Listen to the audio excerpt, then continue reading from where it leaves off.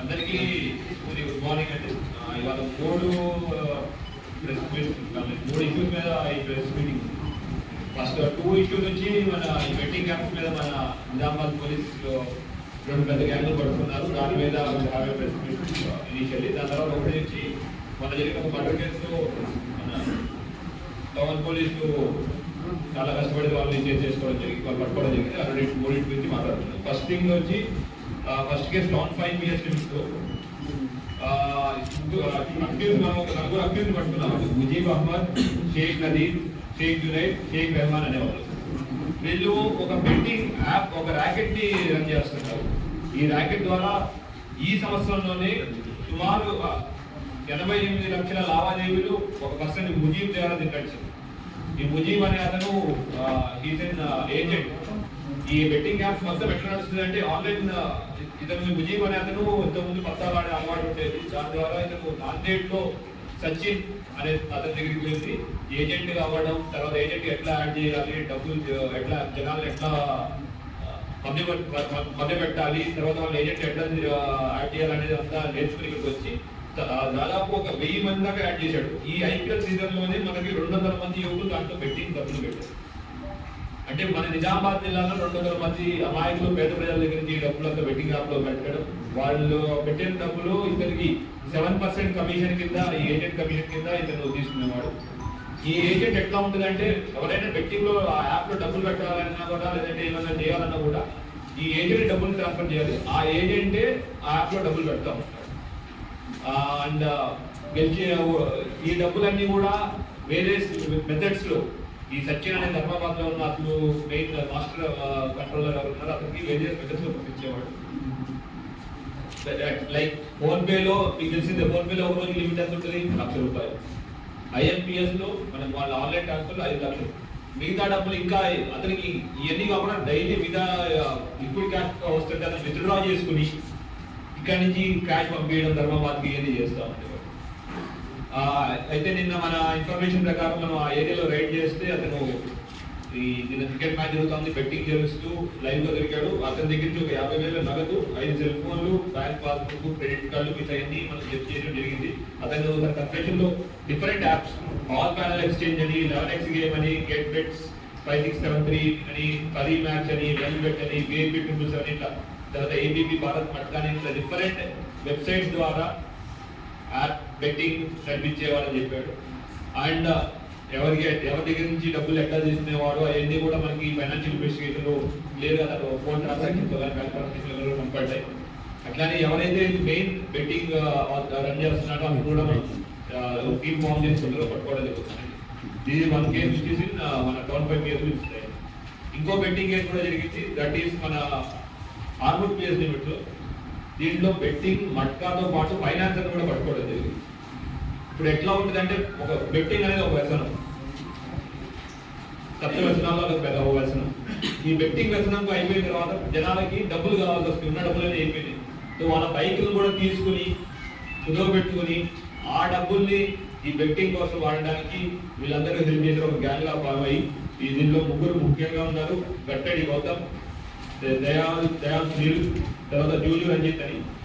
వీళ్ళ models operate చేయండి. ఎవరైతే లోకల్లో క్రికెట్ మ్యాచ్ ఆడుతూ ఉంటారో ఆర్మూర్లో వాళ్ళు పిలిచి వాళ్ళతో మాట్లాడి, అరే క్రికెట్ మ్యాచ్ ఆడుతున్నాను, క్రికెట్ మీద నాలెడ్జ్ ఉంటుంది కదా, బెట్టింగ్ పెట్టు కానీ డబ్బులు డబ్బులు సంపాదించవచ్చు, ఈజీగా నువ్వు మళ్ళీ డబ్బులు సంపాదించవచ్చు అని వాళ్ళకి వ్యసనం. అదే వాళ్ళకి ఒక అట్లాగా లొగ తీసుకుని వాళ్ళని బెట్టింగ్ కూపులోకి రాగి వాళ్ళు ఇంకొకరి డబ్బులన్నీ అయిపోయినా సరే, నీ దగ్గర బ్యాంకులో డబ్బులు అయిపోయినా పర్లేదు రా, నీ బైక్ ఉందా, లేదంటే ఇంట్లో ఏమైనా సామాన్లు ఉన్నాయా, అవి కూడా వాళ్ళు ఫైనాన్స్ తీసుకుని ఈ బెట్టింగ్ లో వాళ్ళని దాంట్లో బంధించేశారు.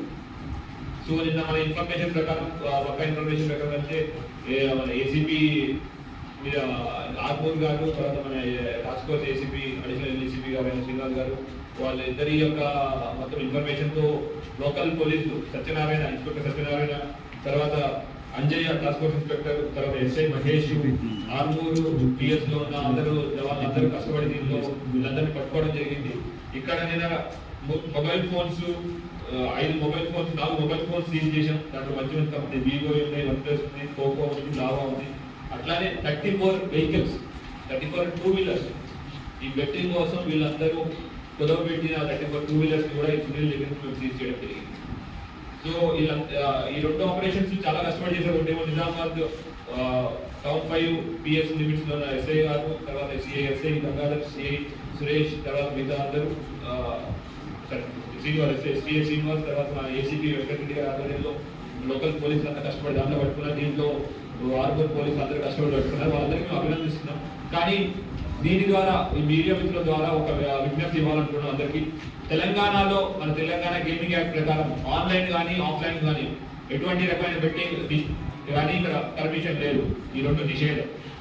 దీంట్లో ఎవరైనా బెట్టింగ్ పెట్టండి, డబ్బులు సంపాదించండి, ఈజీ మనీ రండి అని ఎవరైనా ప్రోత్సాహం చేస్తుంటే వాళ్ళ మీద కూడా కేసులు అవుతాయి, గ్యారంటీ జరుగుతాయి. ఇట్లాంటి ప్రమోటర్స్ కానివ్వండి, లేదంటే ఎవరైతే రన్ చేస్తారో వాళ్ళ మీద గ్యారంటీ కేసులు అవుతాయి, వాళ్ళు పట్టుకోవడం జరుగుతుంది. మీకు అందరికీ తెలుసు, గవర్నమెంట్ దీని మీద చాలా సీరియస్ గా ఉంది. తెలంగాణ పోలీస్ ఇంకా సీరియస్ గా ఉంది. ఆల్రెడీ ఒక ఎస్ఐటి, ఒక ఐజీ ర్యాంక్ ఆఫీసర్ నేతృత్వంలో ఎస్ఐటి కూడా ఫామ్ చేసి స్పెషల్ ఇన్వెస్టిగేషన్ టీమ్.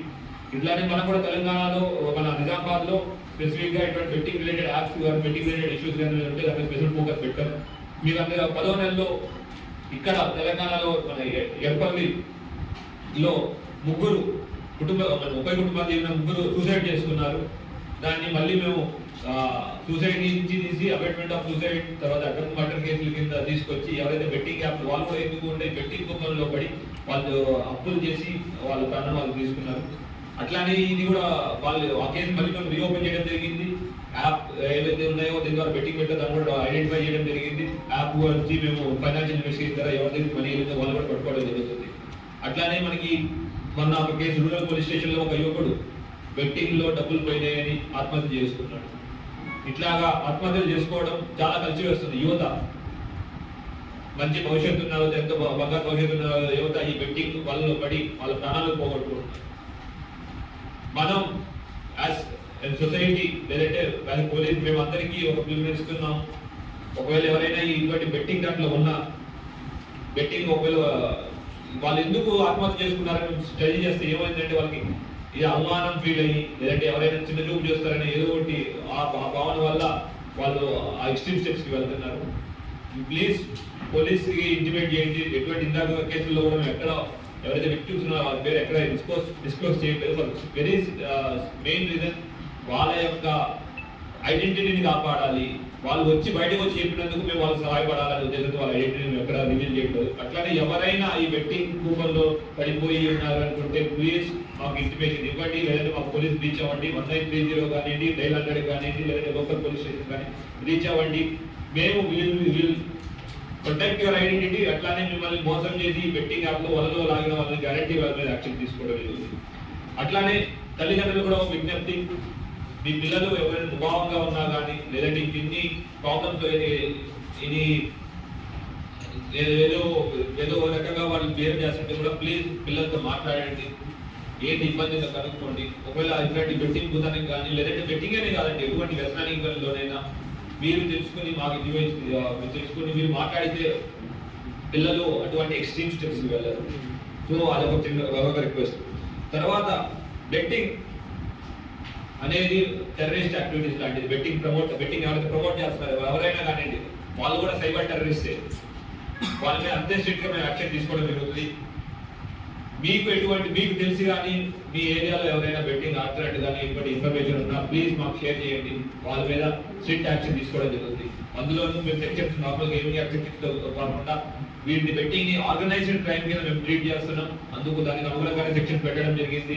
సో ఎవరైనా ఈ బెట్టింగ్ ప్రమోట్ చేస్తే వాళ్ళ గ్యారంటీ జైలు పోవడమే కాకుండా ప్రాపర్టీ ఏదైతే సంపాదించారో ఇదంతా జప్తు చేయడం జరుగుతుంది. సో ఇది బెట్టింగ్ గురించి అండి.